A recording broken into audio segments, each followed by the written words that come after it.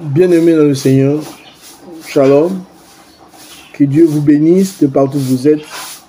C'est le docteur Dieudonné Tchamanga, partie de la chaîne Chams TV. Abonnez-vous, bien-aimés. Oui, ce sont des messages importants. Il faut le partager à d'autres personnes. Abonnez-vous. Demandez aussi à d'autres de s'abonner, bien-aimés, afin que vous ne puissiez pas rater nos prochains enseignements. Si vous nous suivez vraiment, nous prêtez votre attention, vous nous donnez vos oreilles, 3 mois, 6 mois, ça sera une grande bénédiction pour vous. Vous allez vous rendre que vous étiez ignorant, mais Dieu vous a donné la connaissance. Bien-aimé, mon peuple périt faute de connaissance. Ici, nous allons parler de l'idolâtrie. Notre thème d'aujourd'hui, c'est l'idolâtrie. L'idolâtrie. Oui, on a parlé de ce sujet-là plusieurs fois. On reviendra avec ça, mais aujourd'hui, on veut parler d'un petit... de ce que Dieu nous dit. Une mise en garde contre l'idolâtrie. Qu'est-ce que Dieu appelle l'idolâtrie? On verra ça, bien aimé. Lisons un peu la parole de Dieu. Deutéronome chapitre 4, verset 10, à partir du verset 10. Lisons. Dieu dit: souviens-toi du jour où tu te présentas devant l'Éternel. Devant l'Éternel, ton Dieu à Horeb. Lorsque l'Éternel, ton Dieu, me dit: ensemble auprès de moi, le peuple, je vais leur faire entendre mes paroles, afin qu'ils apprennent à me craindre tout le temps qu'ils vivront sur la terre, afin qu'ils les enseignent à leurs enfants. Vous vous approchez et vous tîntes au pied de la montagne. La montagne était enflammée, était embrasée par le flamme. La montagne était embrasée, les flammes s'élevaient jusqu'au milieu du ciel. Il y avait des ténèbres, des nuées, de l'obscurité. L'Éternel vous parla du milieu du feu. Vous entendîtes le son de sa parole, le son de ses paroles, mais vous ne vîtes point de figure. Vous entendîtes qu'une voix. Il publia son alliance qui vous ordonna d'observer les 10 commandements. Il les écrivit sur des tablettes de pierre. Puisque vous ne vîtes aucune figure, attention bien aimé, on arrive. Dieu dit sur les enfants d'Israël. En ce jour-là, dans Deutéronome chapitre 4, verset à partir du verset 10, il dit, Moïse leur dit: en ce jour-là, Dieu m'avait dit de vous rassembler sur la montagne. Et il commence à parler. Il vous donna les 10 commandements, il vous donna sa parole, afin que vous appreniez à le craindre. Les choses que vous avez vues là-bas, c'est pour commencer à le craindre, pour vous donner une idée de qui Dieu est. Sur la montagne, il y avait des flammes terribles. Et vous avez vu ça. Dieu vous montrera cela pour que vous puissiez commencer à le craindre. Dire: oh, quel Dieu avons-nous en face? Un grand Dieu, puissant, et tout puissant. Afin que vous puissiez commencer à le craindre. Il vous donne sa parole. Puisque vous ne vîtes aucune figure, attention, il a dit, puisque vous ne virez aucune figure, le jour où l'Éternel vous parla du milieu du feu, à Horeb, veillez attentivement sur vos âmes, de peur que vous ne vous corrompiez, que vous ne vous fassiez une image taillée. Dieu dit, ce jour-là, quand je vous parlais, vous n'avez pas vu d'image, vous n'avez pas vu de figure. Dieu le savait, parce qu'il savait que certaines personnes, l'homme, aime voir des choses. Il dit, vous n'avez rien vu, pour que vous ne pouvez pas reproduire ce que vous avez vu. Oh, nous avons vu des images, et certaines personnes diront, oh, moi j'avais bien vu, je peux reproduire ça, je peux dessiner ça. Dieu dit, vous n'avez rien vu. Ce jour-là, vous n'avez rien vu. Tout ça, attention à vos âmes. Tout ça, Dieu voulait faire éviter les enfants d'Israël, l'esprit de l'idolâtrie. Attention, vous n'avez rien vu, alors ne cherchez pas à reproduire quoi que ce soit. Il continue. Afin que vous ne puissiez pas vous faire une image taillée. Parce qu'il y a des spécialistes comme ça. Moi, j'avais vu. Alors, il se fait une image taillée. Et les gens commencent à adorer. Vous n'avez rien vu. Je n'arrive pas à comprendre comment est-ce qu'aujourd'hui, il y a ces églises-là qui se disent des dieux. Pour eux, Dieu sur la terre, Dieu au ciel, eux sur la terre. Sur la terre, la seule église, c'est leur église. Mais regardez, bien aimés, ils ont fait une image de Jésus-Christ. Et certaines personnes commencent à adorer cela, à s'ingénier, à prendre même ces photos-là, mettre ça sur la tête, disent non, c'est Jésus. Ça, c'est l'esprit de l'idolâtrie. C'est de l'idolâtrie, bien aimé. On continue. Afin que vous ne puissiez pas commencer à vous faire une représentation de quelque chose, de quelque idole. Donc Dieu appelle idole quand vous faites une image taillée ou une représentation quelconque des choses qui sont en haut ou sur la terre ou en bas. Quand vous faites une représentation comme ça, dans le but dans le but d'adoration, sachez très bien, c'est ça l'idolâtrie. C'est ça l'image taillée. C'est ça une représentation quelconque de choses qui sont en haut. Et cette représentation peut être la figure d'un homme, comme j'ai nos autres frères. C'est la figure d'un homme. Oh, on avait vu Jésus. Il y avait une image là. C'est Jésus qu'ils avaient photographié. Qui est ce photographe-là? Oh, c'était l'image de Jésus. Un esprit, vous pouvez vraiment le photographier. Vous pouvez vraiment lui prendre en photo. Un esprit. C'est pas possible, bien aimé.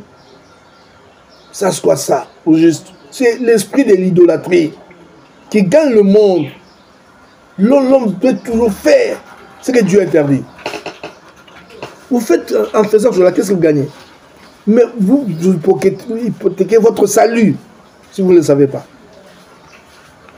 La figure d'un homme ou d'une femme, la figure d'un animal qui soit sur la terre, la figure d'un oiseau qui vole dans les cieux. Dites, mais regardez autour de nous. Regardez ici, ça dit pas, regardez à l'est. Quand je dis à l'est, ça dit, je vais dire en Orient.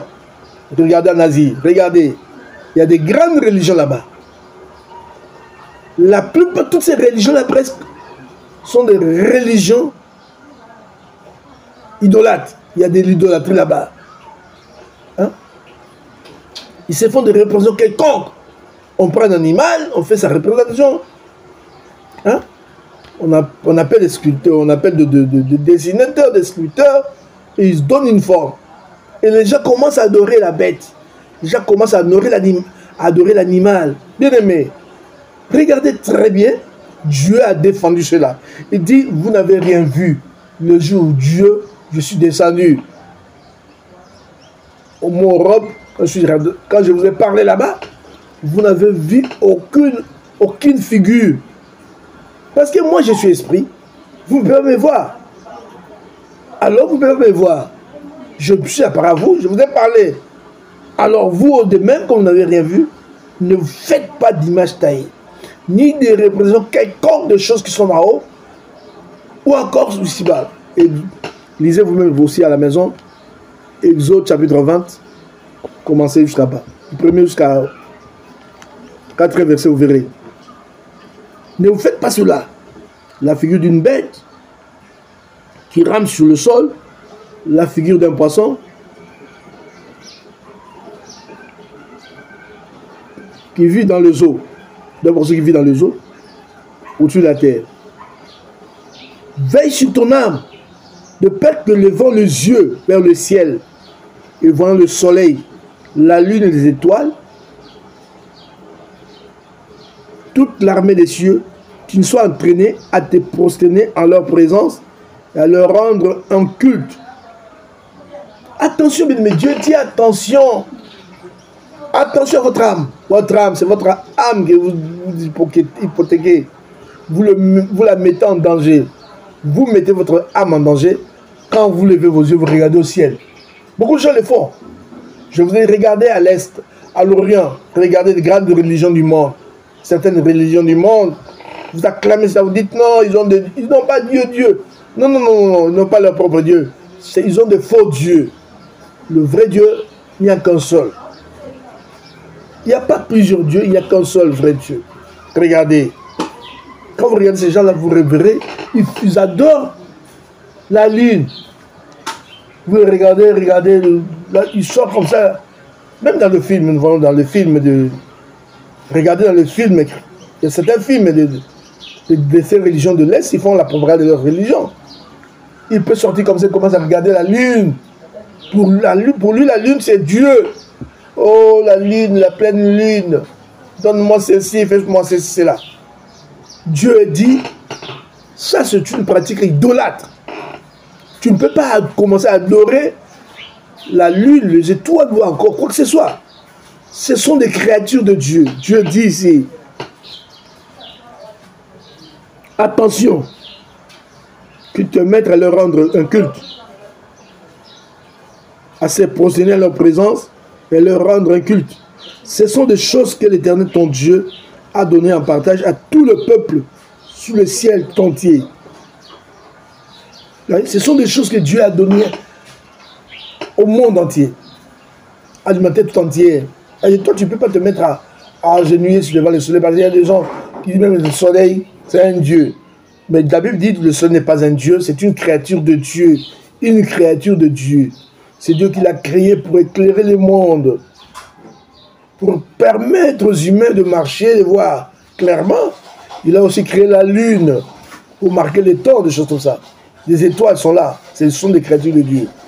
Ce ne sont pas des divinités, ce ne sont pas des dieux que toi tu vas commencer à te mettre à adorer. Il y a 2 ans, la nuit comme ça, il peut sortir dehors, il regarde la lune. Il voit, oh, je vois Jésus là-bas, la nuit c'est faux. Je vois Jésus. Jésus n'est pas là-bas. Comprenez?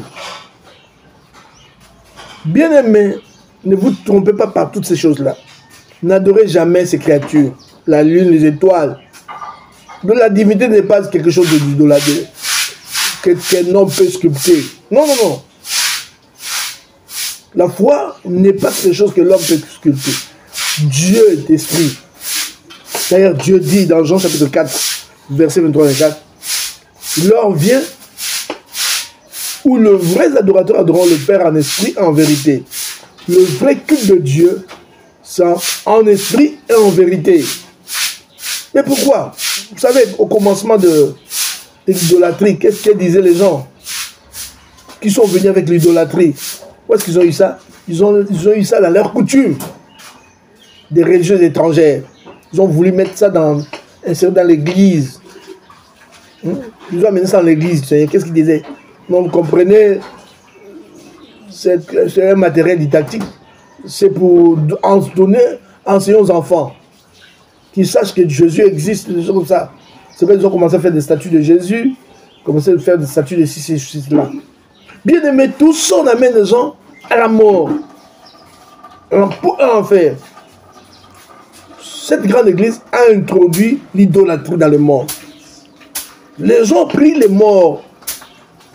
C'est que Dieu défend dans la parole de Dieu. Vous ne pouvez pas prier les morts. Mais les gens prient les morts. Comment ça?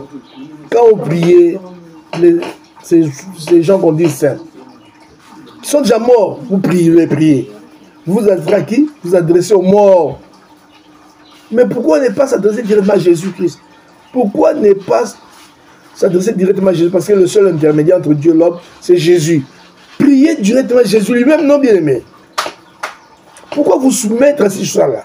Vous priez les morts, vous êtes en communion avec les morts. Or, la Bible dit, attention, vous ne pouvez pas invoquer les morts. Les gens qui invoquent les morts ne sont pas de Dieu. C'est du satanisme, ça. L'évocation de morts. Les morts sont morts, laissez-les reposer en paix. Ah, ils sont. Laissez-les en paix. Vous le dites vous-même, non? Que son âme se repose en paix. Laissez-les se reposer en paix. Mais quand vous allez le troubler, en le priant, oh, XY est noir, il ne peut pas. Parce qu'il est mort, il est dans notre monde. C'est que les choses qui se passent dans ce monde, ça ne le regarde plus. Prie Jésus-Christ. Donc Jésus a mis une barrière où toi tu peux pas l'atteindre. Mais Jésus dit, venez à moi, vous tous qui faites, venez à moi. Priez Jésus-Christ directement. Ne cherchez pas par... ne cherchez pas à entrer par... Non, non, non, c'est l'idolâtrie, bien-aimé. C'est une façon de captiver les gens pour les égarer. Ouais? Priez les statues. C'est ça l'idolâtrie. Vous priez notre Dieu. Votre Dieu, c'est cette statue-là. Cette statue-là que toi tu pries. C'est ça votre Dieu. Pas autre chose que ça. Le statut-là. Et il y a des images taillées. Il y a d'autres qui ont même des images. Aujourd'hui aussi, dans les églises, même des églises de réveil, ils ont certaines choses, des mouchoirs, où ils mettent des figures de certaines personnes. Ils mettent ça sur la... Quand il dort, ils mettent ça sur sa tête. Ça peut représenter pour lui. C'est une représentation.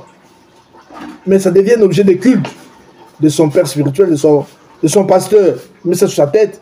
C'est diabolique, bien-aimé. C'est de l'idolâtrie, ça. Attention, il faut fuir ça. Fouillez l'idolâtrie, bien-aimé. Sinon, vous n'entrez pas dans le royaume des Dieu. Vous n'entrez pas au ciel. Répandez-vous, bien-aimé. Mettez la parole de Dieu à la première place dans votre vie. Marchez comme la parole de Dieu. Faites ce que la parole de Dieu vous dit. Nous tous avons trouvé la parole de Dieu. Personne n'a apporté la parole de Dieu.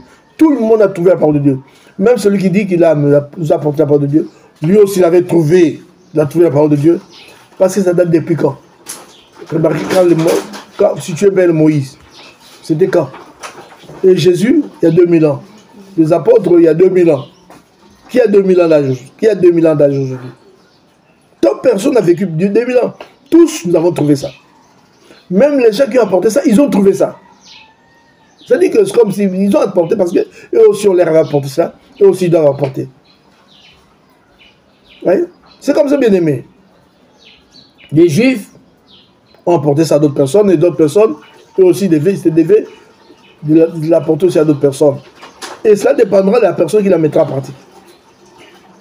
Quand les autres mettent en pratique, vous voulez qu'ils ne mettent pas en pratique, qu'ils fassent comme vous. Non, vous continuez votre vie là, et on verra la fin. Si vous ne voulez pas repartir, continuez avec ça.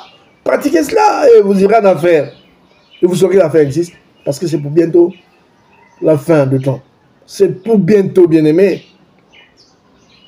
Répentez-vous, révoltez-vous, bien-aimés. Que Dieu vous bénisse au nom de Jésus-Christ. Nous avons parlé de l'idolâtrie aujourd'hui. Idolâtrie. Fuyez l'idolâtrie. Ces représentations-là que vous faites là, c'est ça l'idolâtrie. Prier les morts, c'est de l'idolâtrie. C'est de l'idolâtrie. Prier les morts, s'agenouiller devant les statues, les statuettes, que ce soit des saints ou de qui que ce soit, c'est ça l'idolâtrie. Si vous le faites, sachez que vous n'êtes pas des dieux. Vous n'êtes pas des dieux, ne dites pas non. Nous, c'est la grande église. Vous là, ce sont des petites églises, c'est vous qui êtes les gens de... Comme on dit, Ndala, Binza, mais non, c'est vous qui n'êtes pas des dieux. Parce que vous faites les contrées de la parole de Dieu. Vous agissez devant les statuettes. Vos statues-là, ce sont vos dieux. Vous vous adressez aux morts. Vous faites ce que la Bible ne dit pas que vous devez faire. La Bible dit, attention à ce qui évoque les morts. Attention, ne les consultez pas. Ce qui évoque les morts. Que Dieu vous bénisse en Jésus-Christ. Et à la prochaine. Il y a beaucoup de choses à dire. Certains jours, vous l'avez compris peut-être par d'autres. Parce que nous continuons avec nos messages. Que Dieu vous bénisse. Et à la prochaine, au nom de Jésus-Christ. C'était le docteur Dieudonné Tchamanga. Partie de la chaîne Chams TV. Abonnez-vous, abonnez-vous. Nous sommes YouTube. Je vous passe mon numéro de téléphone 89 89 35 59 ou 243 89 89 35 59. Que Dieu vous bénisse au nom de Jésus. Et à la prochaine. Amen.